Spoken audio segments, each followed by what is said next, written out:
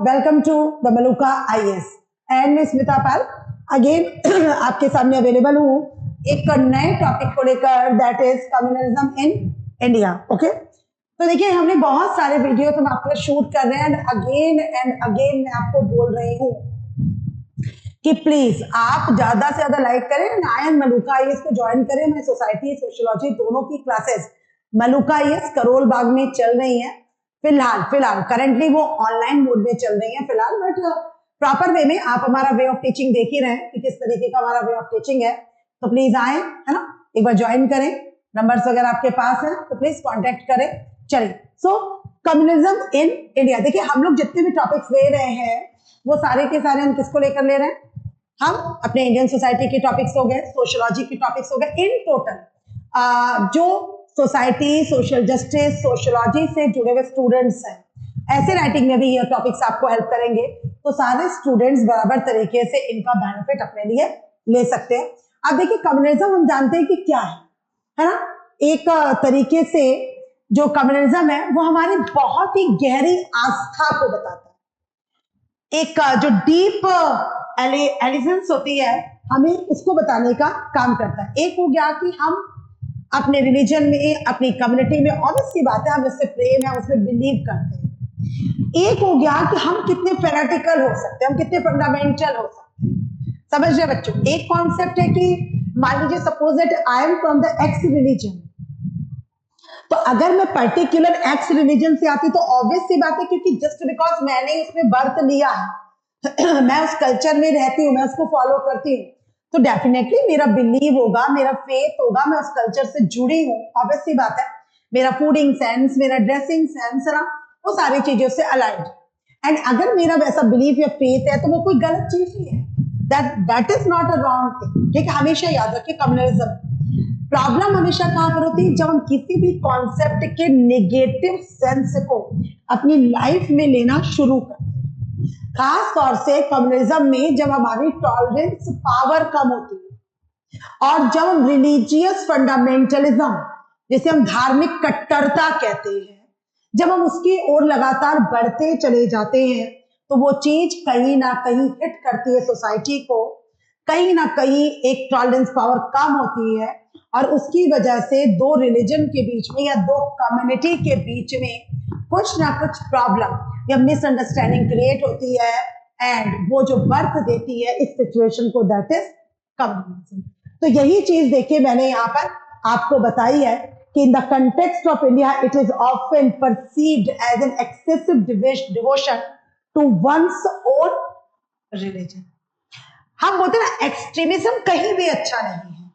हम धर्म को माने, डेफिनेटली हमारी आस्था है उसमें, लेकिन कोई भी धर्म कभी भी, एक आपने सुना ही होगा, मजहब नहीं सिखाता आपस में बैर रखना, हिंदी है हम वतन है हिंदुस्तान हमारा।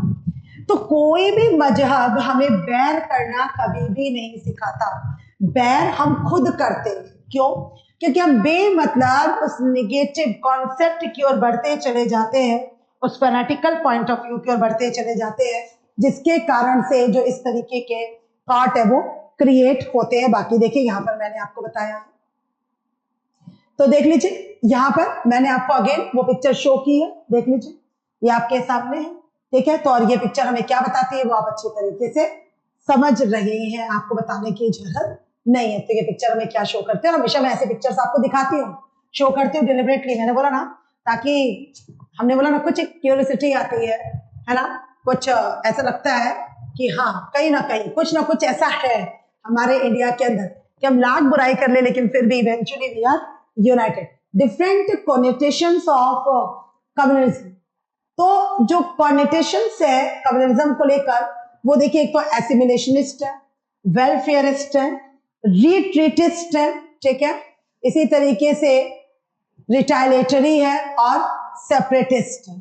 ठीक है, तो आप देखेंगे कि अलग अलग तरीके से लोग अपने अपने तरीके से कम्युनलिज्म को प्रूव करने की कोशिश करते हैं यहाँ पर, जिसे मैंने बताने की कोशिश की है ना। तो वेलफेयरिस्ट है, रिट्रीटिस्ट है, ये देख लीजिए, रिटेलिटरी है एंड सेपरेटिस्ट है। एंड आई थिंक इसमें जो सबसे ज्यादा काम करते हैं वो सेपरेटिस्ट करते हैं, जो एक अलगाववादी भावना को जन्म देते हैं और बताने की कोशिश करते हैं कि अगर हमने उस पर्टिकुलर रिलीजन को खत्म नहीं किया या उसका बुरा नहीं किया तो शायद हमारा वेलफेयर होना किसी भी तरीके से पॉसिबल नहीं है। अगेन ये पिक्चर है, देख लीजिए आपके लिए, ठीक है। Then features of communism. तो communism is a multifaceted phenomenon characterised by orthodoxy and intolerance. तो मैंने आपको पहले ही बोला कि टॉलरेंस का पॉइंट इसमें सबसे बड़ा है।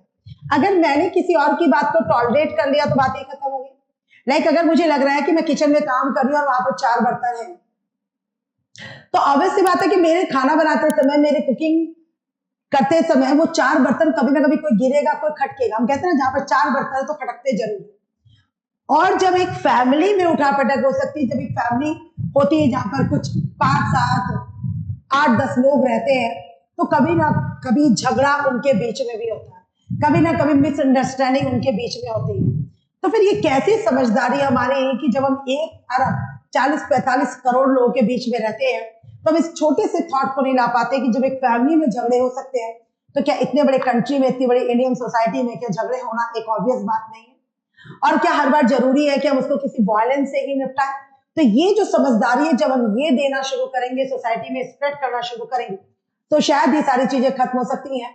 It promotes a strong aversion and hostility towards their religions. It advocates for the exclusion and eradication of other religions and their values. It may resort to extremist tactics, including employing violence against other individuals or groups. Communism exhibits an exclusive outlook where adherents consider their own religion as superior to others. Very good point, जो मैंने आपको देने की कोशिश की। हमें हमेशा लगता है कि हमारा रिलीजन सुपीरियर है और दूसरे का जो रिलीजन है वो इंफीरियर है। मैं 5 टाइम नमाज पढ़ती हूँ, that I am a superior person. मैं जनेऊ धारण करने वाली हूँ, मैं तिलक लगाती हूँ, मैं नॉनवेज इंटेक नहीं करती, so I am a very pure person. My community is very pure community. ये जो इस तरीके के टॉक्स है ना, ये जो टॉक्सिक टॉक्स जो हम लोग सोसाइटी में यूं ही बड़े आराम से करते हैं, लेकिन हमें नहीं पता होता कि उसका रिजल्ट क्या होगा, उसका इम्पैक्ट क्या होगा। और वही चीजें फाइनली कम्युनिज्म को बर्थ देने का काम करती है। How did communism evolve in India?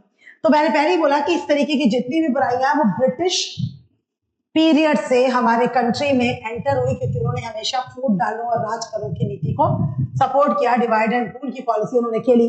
तो वही देख लीजिए, पहला पॉइंट है divide and rule.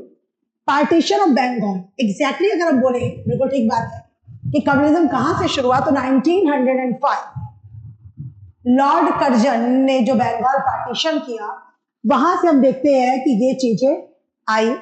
Communal award, उसके बाद 1932 में कम्युनल अवार्ड आया, है ना, जिसे पूरा पैक्ट भी कहा जाता है। And appeasement policy of the British, जो उनकी अपीसमेंट पॉलिसी थी, पर्टिकुलर एक जो पक्षपात की जो उनकी नीति थी, उसने भी इन चीजों को क्रिएट करने का काम किया। Causes of communism in India, historical factors है, वही जो इंडिया और पाकिस्तान का डिवीजन हुआ। पॉलिटिकल फैक्टर्स है हमारे यहाँ पर। मैंने हर जगह में हमेशा आपको वीडियो में बोलती हूँ कि अगर पॉलिटिक्स सुधर जाए तो पूरा इंडिया सुधर जाएगा। हमें और किसी में बदलाव करने की जरूरत। सोशियो इकोनॉमिक फैक्टर्स है, कुछ कास्ट है जो सप्रेस्ड है, डोमिनेंस है, उनके राइट्स उनको नहीं मिलते हैं।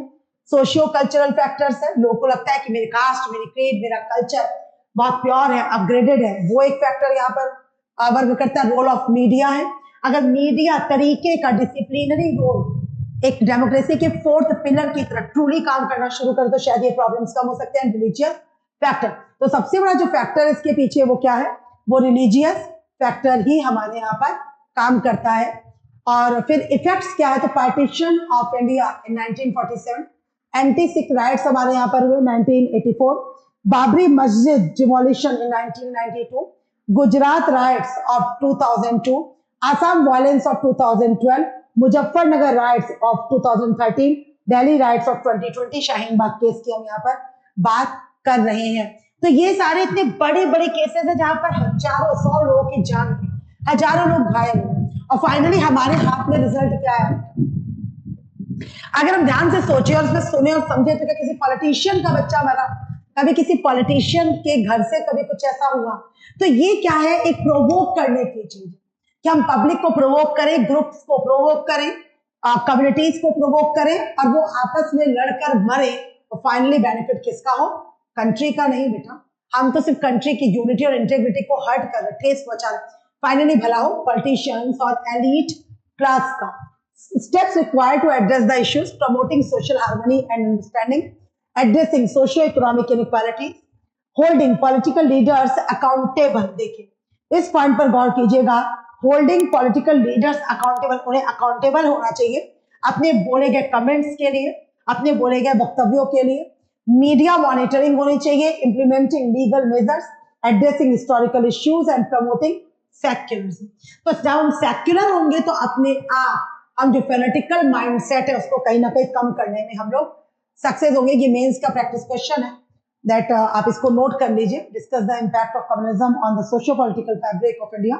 इन your answer examine the historical roots of communism, its manifestation in contemporary Indian society and the measures taken by the government to address and mitigate its effect। तो इसको अच्छे तरीके से लिखिए और भाई इसको सबमिट कीजिए आप लोग अच्छे तरीके से। And thank you so much again.